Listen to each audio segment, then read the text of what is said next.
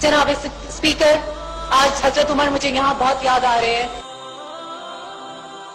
वो बैतुल मुक़द्दस के सफर पे जाते हैं, फलस्तीन के सफर पे जाते हैं। उस वक्त वो एक बहुत बड़े रॉयल्टी थे, मगर अपने सफर में कोई बहुत बड़ा प्रोटोकॉल लेके नहीं जाते। वो सिर्फ एक म्यूल, एक खच्चर और एक खादिम लेके जाते हैं। क्या हजरत उमर के पास अरबी नस्ल का अच्छा घोड़ा नहीं था? वो तो बड़े साहिब हैसियत थे।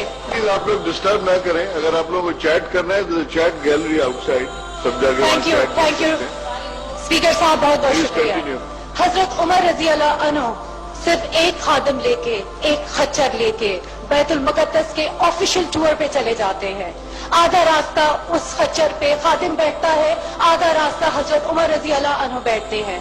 जब बैतुल मुक़द्दस फलस्तीन की बाउंड्रीज को टच करते हैं और ऑफिशियल प्रोटोकॉल उनको रिसीव करने आता है, तो उस वक्त उनके खादिम की बारी खच्चर पे बैठने की थी। उस वक्त हजरत उमर के कुर्ते पे 17 पेबंद थे और हजरत उमर का हुलिया और उनके खादिम का हुलिया एक था। लोगों ने समझा कि खच्चर पे जो आदमी बैठा है शायद ये अमीरुल मोमिनीन है, और गलती से उसको प्रोटोकॉल दे दिया।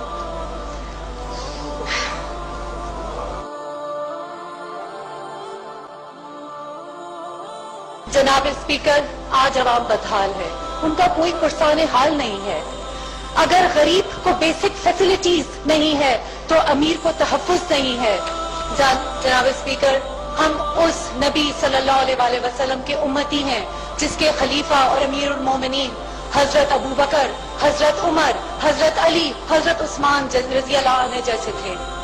हजरत उमर की दौर में सबसे ज्यादा फतवात हुई, इस्लाम की सरजमीन बहुत ज्यादा वसी हुई और आधी दुनिया मुसलमान हो गई।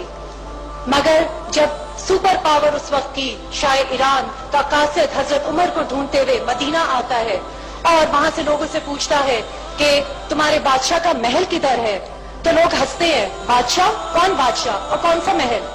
जाओ, उमर को ढूंढना है तो मदीने की गलियों में ढूंढो, और अगर वहां ना मिले तो मस्जिद नबी में ढूंढ लेना।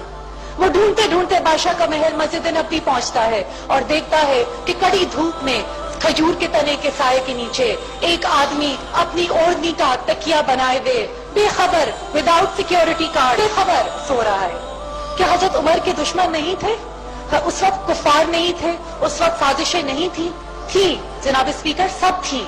मगर मदीने की रियासत में अमन था, मदीने की रियासत में इंसाफ था, मदीने की रियासत में जुल्म नहीं था, मदीने की रियासत में अमन और उनका ज़मीर मुतमईन था। इसीलिए वो अपने अल्लाह पे भरोसा करते हुए बेखौफ व खतर सो रहे थे।